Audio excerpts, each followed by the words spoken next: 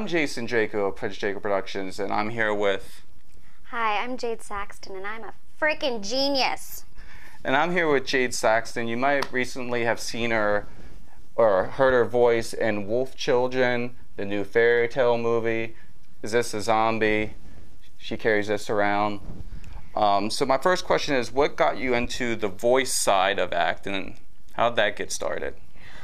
Well, I first found out about anime and voice acting, I think, around my early 20s. I had a friend who watched a lot of Dragon Ball Z, and I got into it. Like, what? I have to be a part of this, because I was already acting and doing all of that, but it's actually really hard to get into. So 6 years later, I finally got an audition, and how that worked is just knowing people and like doing a lot of acting in town. Like, I finally met someone who knew someone who knew someone that was able to say, hey, they need a bunch of girls to come audition for this show called Sasame's Magical Girls Club, because it had a ton of girls. And so that's how I met Leah Clark, who we had a mutual friend, and she auditioned me for that, and that's how I got my first role. And then I just kind of snowballed from there. Got to do more and more shows, Ghost Hunt being my first big role as Moscow Hara.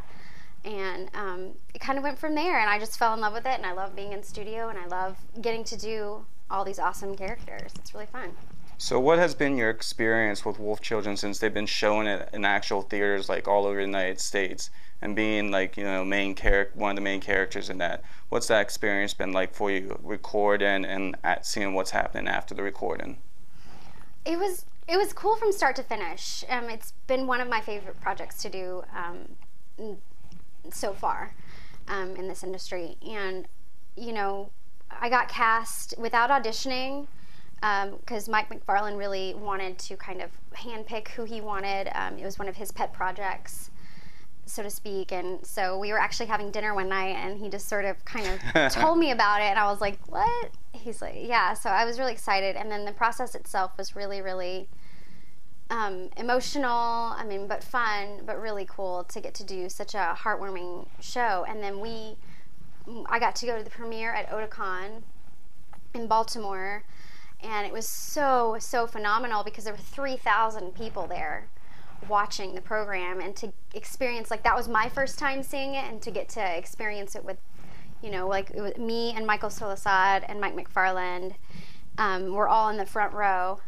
Michael Solisad, who plays Ame, the boy in Wolf Children, with, you know, that many people behind us, was just phenomenal.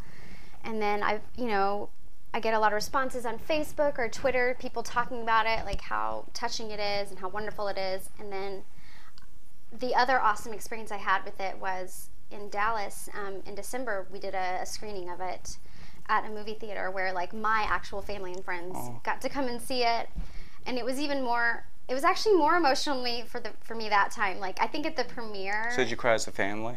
I cry a lot in general. Like, I cried so much more the second viewing with my family and, like, close friends there. I don't know if it was because I was, you know, just excited to have them there, or if it was because at Otakon I was probably kind of terrified. With everything that was happening, like, my nerves were a little bit more afraid, but it's just been a beautiful, beautiful experience to be a part of, and I really recommend it to anyone that hasn't even, like, seen anime before. I feel like it's a good, like, starter anime, because it's not like Disney, but it's like, it's sort of like, you know what I mean? Like, for people that have watched other forms of animation. All right, so Fairy Tale movie just came out. You do a flying cat? I do. I play Carla.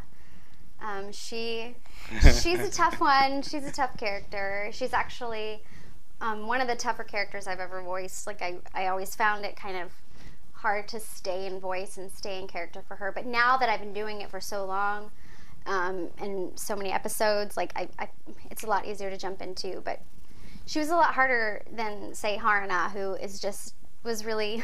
maybe sadly easy for me to get into, being such a brat. I don't know.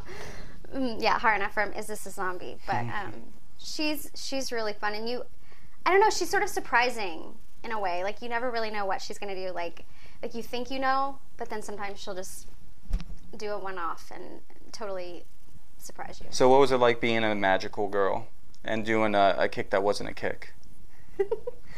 A kick flip, the Mistletoe kick. I like getting to say that line every time that I get to do it because it's really cathartic and fun.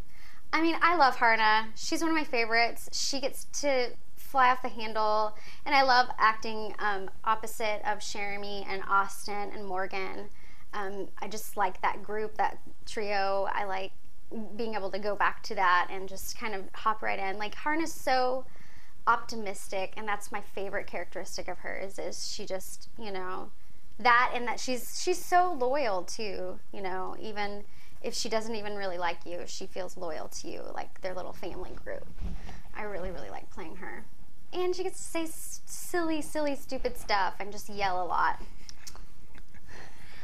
So a question I like to ask in every interview is, you know, you're constantly getting asked mostly the same questions. Some of them I might have already asked you throughout every interview. What is a question you wish somebody would ask about yourself personally that is never asked, and what would be your answer to it? Maybe if they would ask what my spirit animal was. What's your spirit animal? I think my spirit animal is a whale. Maybe. I don't know, I just love whales. They're so majestic and gentle and like old-souled. I mean, I love animals in general, so any questions about animals, I would probably love to talk about that. I found it very interesting when I was looking up different actor and actresses' profiles. They usually don't have like, they just have like the roles and that's it, but Anime News Network specifically put the top, you like Harry Potter movies. Did they put that at yes, top? like that. There's no info on top of anybody else's stuff, but yours says Harry Potter movies. That's awesome. I love that. That's so cool. I mean, I know it's been in a few of my bios, and I'm a huge Harry Potter fan. So yeah, that's so funny. I've got to go online and check that out. I did not know that. So is there any releases coming out that you want to talk about, promote, any websites, how fans can keep up with you, any of that type of stuff? Yeah, if you want to keep up or follow me or find out where I'm going or any of that, and you can follow me on Facebook. I think it's /Jad Saxton, voice actress, or just, I think it's /Jad Saxton, but you can search for Jad Saxton, voice actress, or I'm on Twitter at Jade B. Saxton.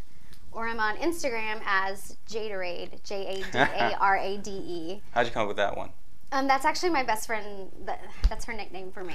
She calls me Jadarade, and it's kind of caught on. Like, a lot of other people call me that now. So, yeah, that'd be awesome. I'm actually on a national tour right now. Okay.